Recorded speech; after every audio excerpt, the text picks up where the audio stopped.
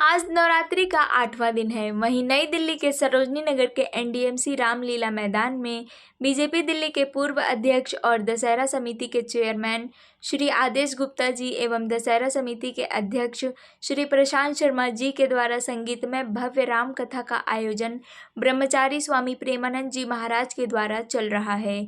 वहीं आज राम कथा के आयोजन में मुख्य अतिथि के रूप में पूर्व भाजपा केंद्रीय मंत्री श्रीमती स्मृति ईरानी, दिल्ली भाजपा अध्यक्ष श्री वीरेंद्र सचदेवा, श्री आदित्य झा, वहीं दक्षिणी दिल्ली जिला प्रभारी राजन तिवारी, श्रीमती कुसुमलता, आनंद सिंह, संदीप सैनी, वहीं मंडल अध्यक्ष अजय चौधरी, संजना तंगेजा, वहीं संरक्षक अनुराधा गुप्ता, संरक्षक संतोष ओझा, संरक्षक नीरज तिवारी, संरक्षक बलराम गुप्ता, संरक्षक सरिता तोमर, संरक्षक भुवन्यु शंकर शर्मा गरिमा में उपस्थित रहे।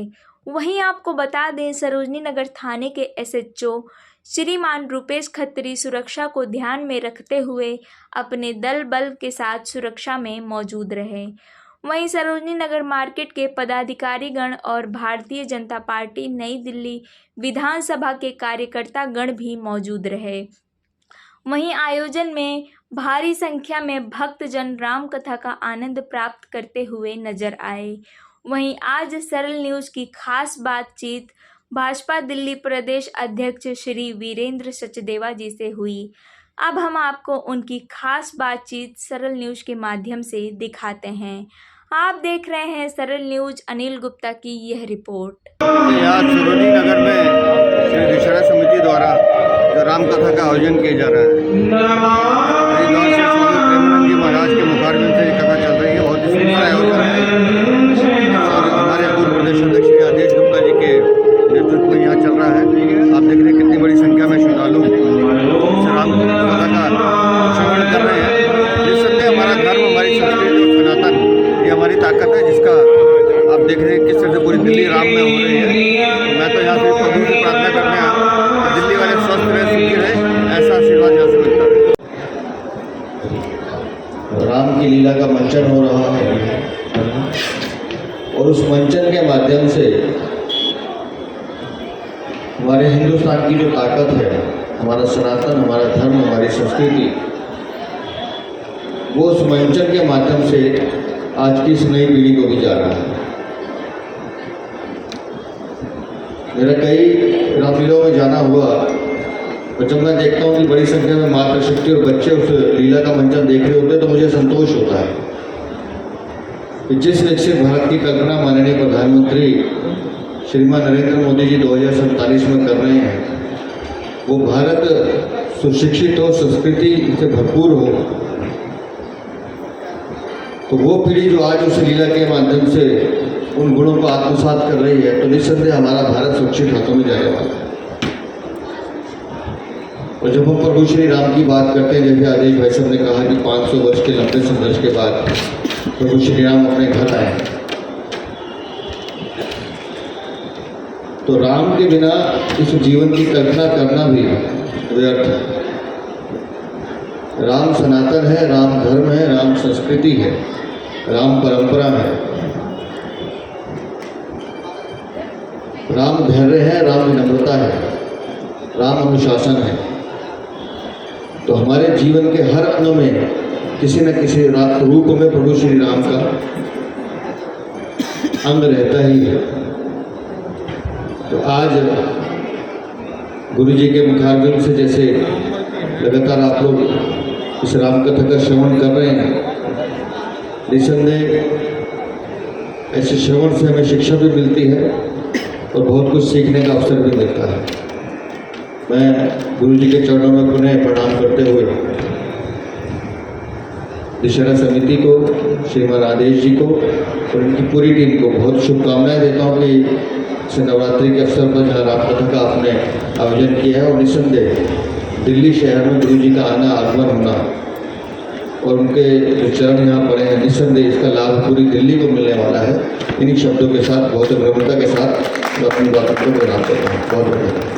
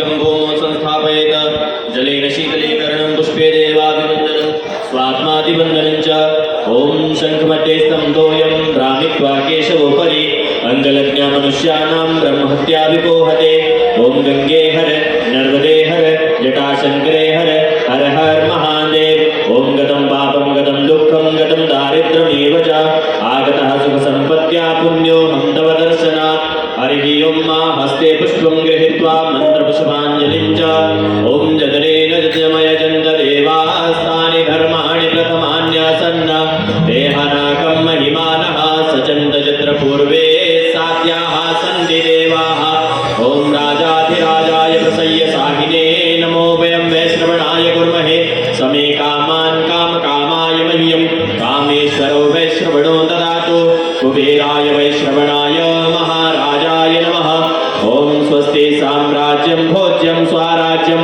वैराज्यं पारमेष्ठ्यं राज्यं महाराज्यमाधिपत्यमयं समन्तपर्यायी स्यात् सार्वभौमः सार्वायुषान्तात् परार्थात् त्रिदिव्ये समन्तपर्यन्त्याय एकराडिते तदप्ये श्लोको विगीतो मरुतः परिवेष्टितारो मरुतस्यावसं गृहे आवीक्षितस्य कामप्रेरविषवे देवाः सभासद ॐ विश्वतश्चक्षुरुत विश्वतो मुखो विश्वतो बाहुरुत विश्वतस्मात् सम्बाहुभ्यान्धमति सम्पदत्रेभ्यः वा भूमि जनयन्न देव एकः हरिः ॐ एकदन्ताय विद्महे वक्रतुण्डाय धीमहि तन्नो दन्ति प्रचोदयात् ॐ कात्यायन्ये च विद्महे कन्याकुमारी च धीमहि तन्नो दुर्गे प्रचोदयात् ॐ नारायणाय विद्महे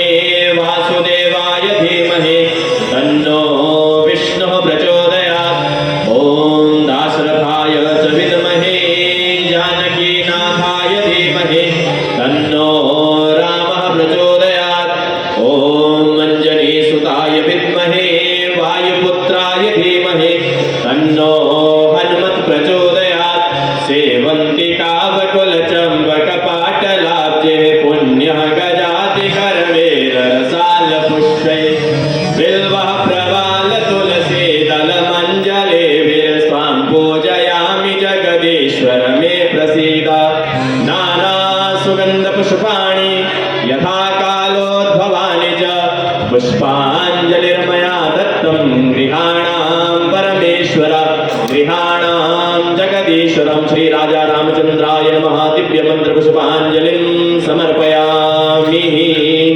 प्रेम से बोलिए शंकर भगवान की। व्यास नारायण से चुनाव लड़ी, 4 दशकों से कांग्रेस के गढ़ में चुनाव जीता। मां जनसंघ सदस्य और आरएसएस से जुड़ी हुई, तो बहुत बहुत मंगल कामना करते हैं। भगवान श्री राम से आपके लिए प्रार्थना करते हैं। हाँ बिल्कुल। और हम सभी आपको सुनना चाहते हैं। आपने अपने उद्बोधन से, आपने अपने तर्कों से अच्छों को परास्त कर दिया है, तो आपकी वाणी सभी सुनना चाहते हैं। आज भगवान श्री राम के दरबार में भगवान राम ने ही आपको बुलाया है। आदेश जी तो निमित्त है, राम जी ही आपको यहाँ पर खींच कर लाए हैं। तो राम जी के लिए आप 2 शब्द रूपी पुष्प समर्पित करें, ऐसी सभी की इच्छा है।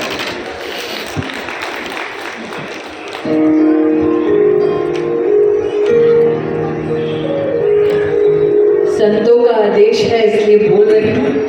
वैसे रामकथा में बाधा बनना पाप का भागी बनना होता है।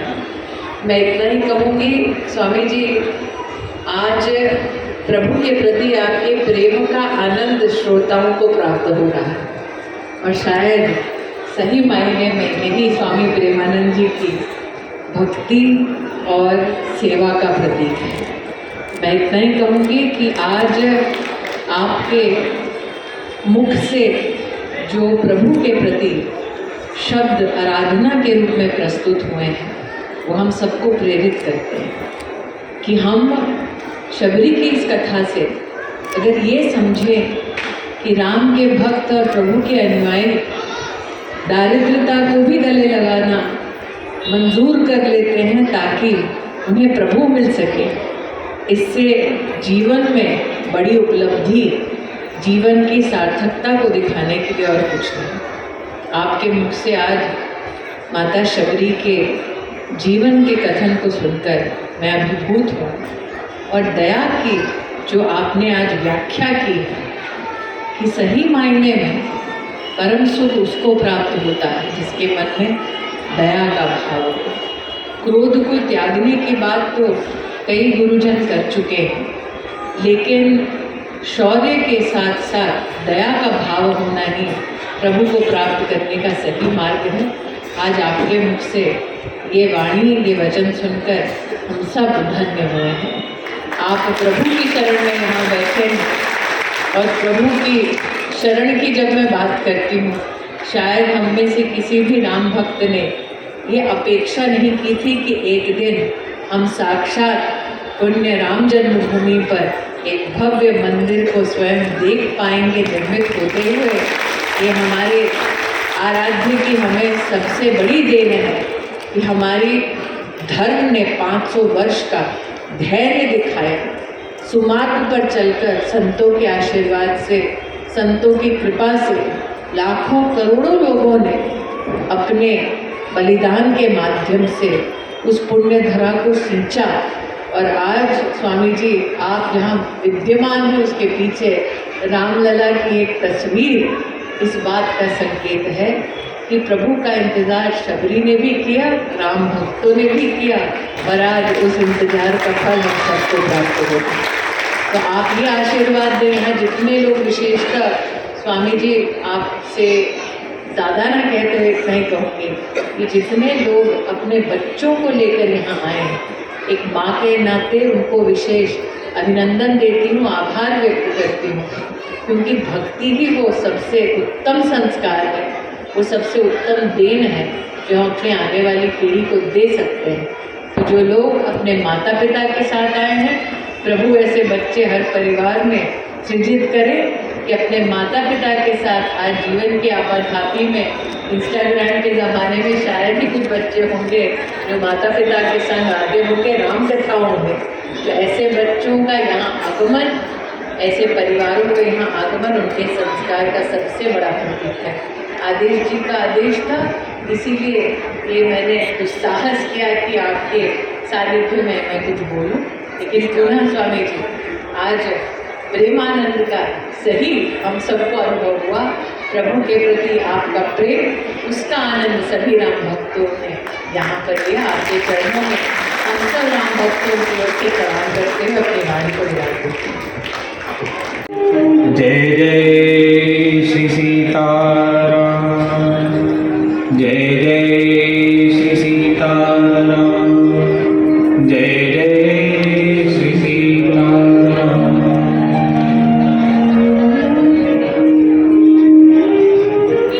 भगवान ने गिरिराज जटायु को परम गति प्रदान की है।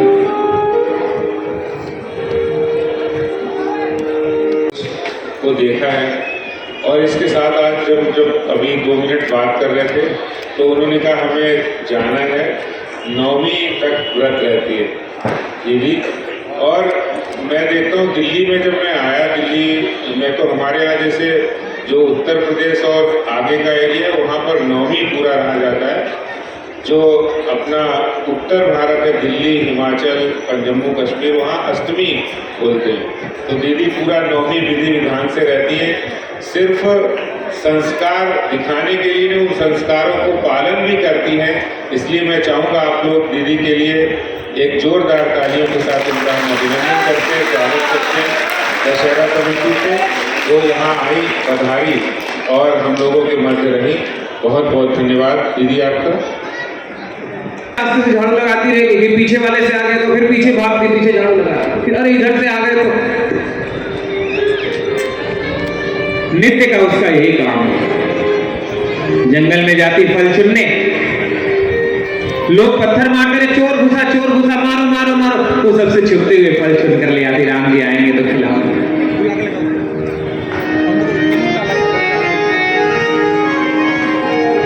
इस प्रकार शबरी भगवान के आने की प्रतीक्षा कर रही है। राम जी जब आए वन में तो बड़े बड़े तपस्वी ज्ञानी ऋषिजन राम जी को बार बार कहते हे राम जी मेरी कुटिया में पधारो, मेरी झोपड़ी को पावन करो। लेकिन राम जी किसी की झोपड़ी में नहीं जाते, सबसे यही पूछते हैं मेरी शबरी कहाँ है, मुझे मेरी शबरी का पता बता। सबसे पता पूछते पूछते राम जी शबरी की झोपड़ी के पास पहुंचे। शबरी ने देखा प्रभु आए, मैं प्रभु के पास कैसे जाऊं? आनंद भी है, निकट जाने का साहस भी नहीं होता। कभी अपनी झोपड़ी के पीछे छिप जाती है, फिर अरे प्रभु निकट आ जाएंगे, कौन स्वागत करेगा, फिर बाहर आती है। भगवान नवती निकट आ गए हैं, सबरी धरती पर गिरकर भगवान को दूर से प्रणाम करती के साथ भगवान झोपड़ी में पधारे हैं। लक्ष्मण जी भी विराजे हैं। सबरी मैंने बांध लिया, मैंने बांध लिया प्रेम वाला कंगना, आओ आओ हरि आओ मोरे अंगना,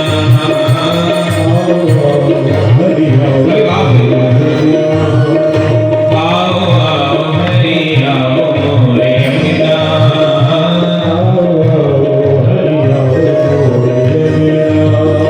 मैंने बांध लिया, मैंने बांध लिया, मैंने बांध लिया, मैंने बांध लिया प्रेम वाला कंगना, आओ आओ हरि आओ मोरे अंगना।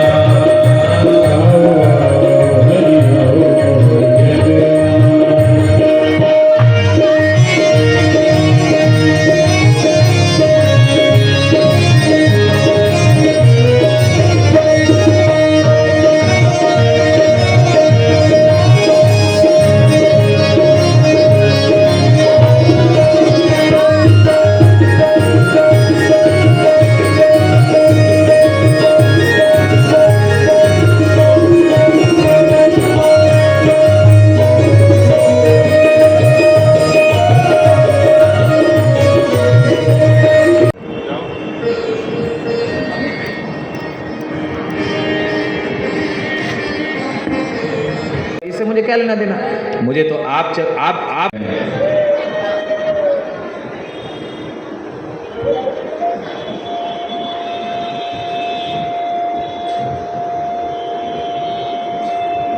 उन्होंने ये संकल्प लिया है कि जब तक भगवान श्री राम वन में रहते हैं मैं महल में नहीं रहूंगा।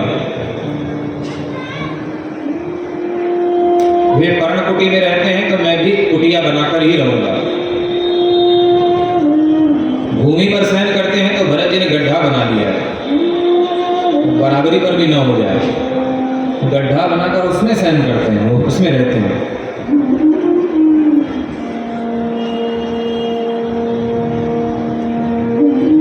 कौशल्या माता के पूछने पर मांडवी ने कहा वो वहीं नंदीग्राम में रह रहे हैं, तो तुझे साथ नहीं ले गया? माँ मैंने तो कहा था कि मुझे भी अपने साथ ले चलिए, मैं आपकी सेवा करूंगी, आपके साथ रहूंगी।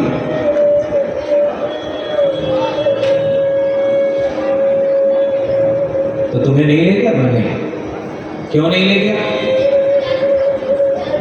उन्होंने मुझसे कहा कि देखो भाभी सीता जी वन में चली गई हैं, मांडवी घर में जो माताएं हैं उन माताओं की सेवा की जिम्मेदारी तुम्हारी है। मेरी सेवा से भी अधिक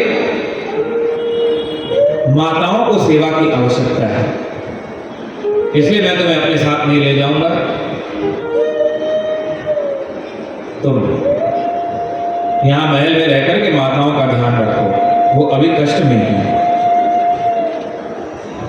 इतने बच्चे विवाह होने के बाद पत्नी के साथ अलग शिफ्ट हो जाते हैं, माता पिता की सेवा कोई करे न करे इसकी क्या बहुत चिंता है।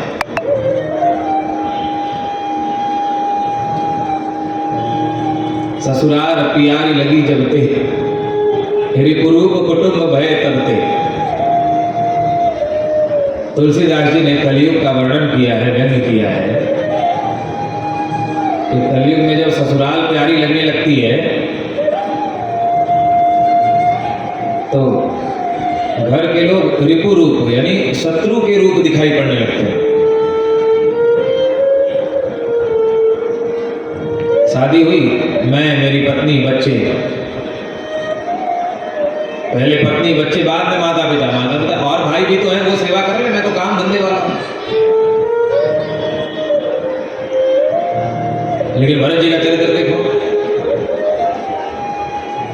जब कहती हैं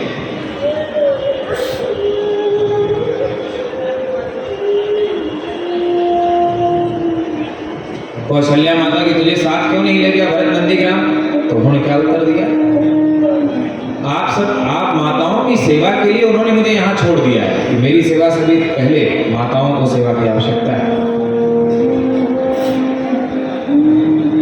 यह भरत जी का चरित्र है, हो भी क्यों ना, क्योंकि राम जी के भाई जो है। कौशल्या माता ने कहा अच्छा बेटी अब सो जाओ, बहुत रात हो गई है। नहीं माँ, क्यों, अभी वो दूर नंदीग्राम जो कुटिया बनी हुई है उसमें दीपक जलता हुआ दिखाई पड़ रहा है।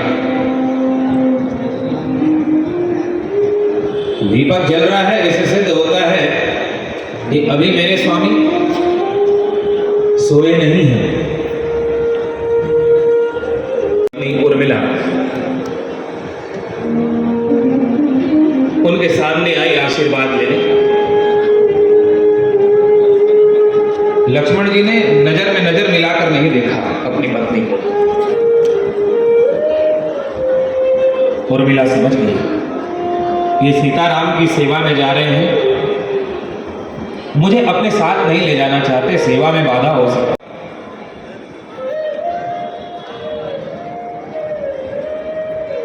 उर्मिला एक तरफ खड़ी रह जाती है, मार्ग छोड़ देते हैं। ये हट नहीं करते कि मुझे भी अपने साथ ले चलो, ये हट कर। हमारे यहाँ केवल नारी को पतिव्रता होने के लिए व्रत रत सब झारी ते मन क्रम वचन पति हितकारी। राम जी के राज्य में केवल नारियां ही पतिव्रता नहीं होती थी, पुरुष भी पत्नीव्रता होते थे। एक नारी व्रत अपनी नारी का लक्ष्मी के जैसा सम्मान करते थे।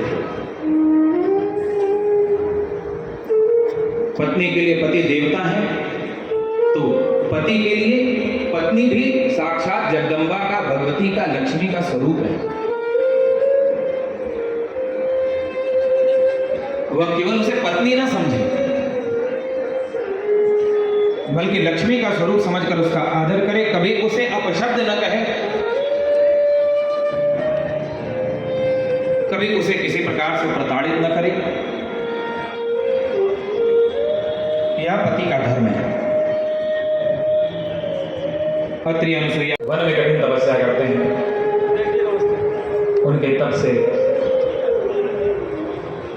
प्रसन्न होकर भगवान श्री राम आज उन्हें दर्शन देने आए हैं। सर्वभंग ऋषि भगवान के ही आने की प्रतीक्षा कर रहे थे। भगवान श्री राम का उन्हें दर्शन प्राप्त हुआ और उन्होंने उसी समय अपने देह का त्याग कर दिया, भगवान के सामने ही अपनी देह छोड़ दी। श्री रामचंद्र भगवान की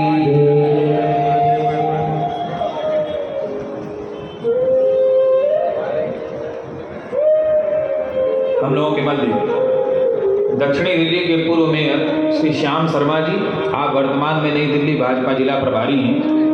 श्री आदित्य झा जी, दक्षिणी जिला प्रभारी भाजपा। श्री निखिल गोस्वामी जी, स्वदेशी जागरण मंच दिल्ली प्रांत संपर्क प्रमुख हैं। आप सब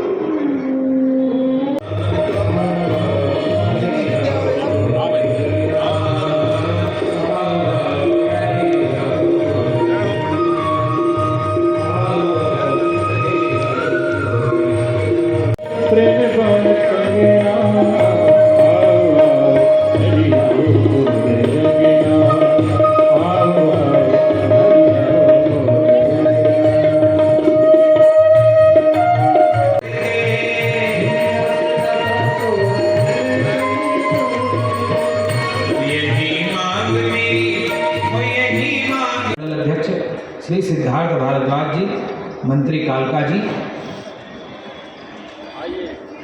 श्री राजन तिवारी जी, पूर्व उपाध्यक्ष भाजपा दिल्ली प्रदेश, आप सभी श्री राम जी का आशीर्वाद लेने के लिए यहाँ पधारे हैं।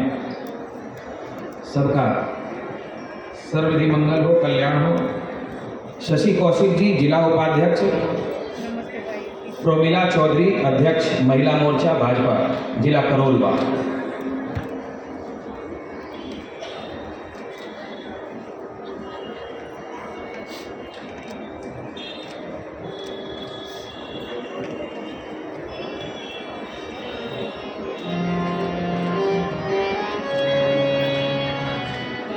जय जय श्री सीताराम, जय जय श्री सीताराम, जय जय श्री सीताराम।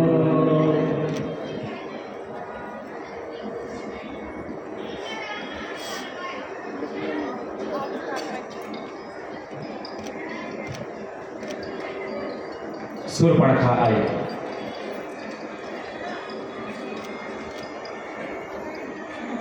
जब उसने अपने बच्चे को मृत देखा, सूर्पणखा को कष्ट हुआ। सूर्पणखा वन में विचरण करने लगी। जब उसने राम लक्ष्मण को देखा, एकदम राम जी के सौंदर्य को देख करके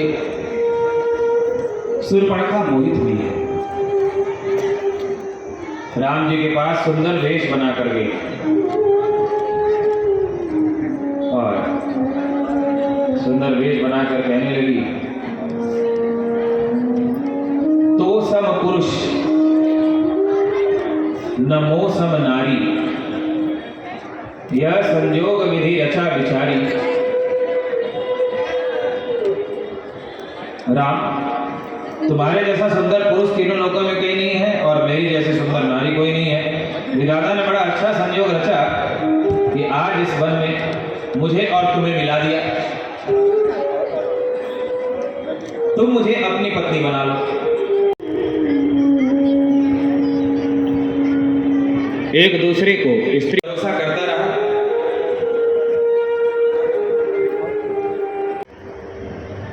रावण अहंकार है, वासना अब अहंकार के पास गई।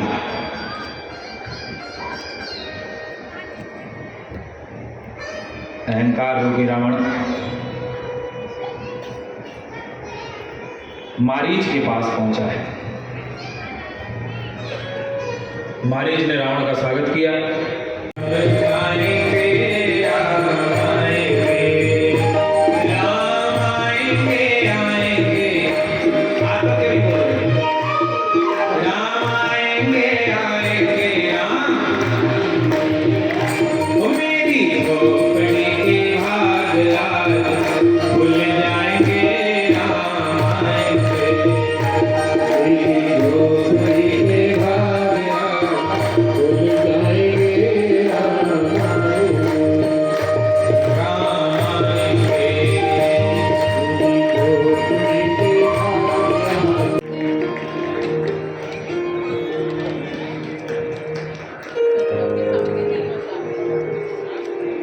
एक बार सभी लोग भाव से गाएंगे।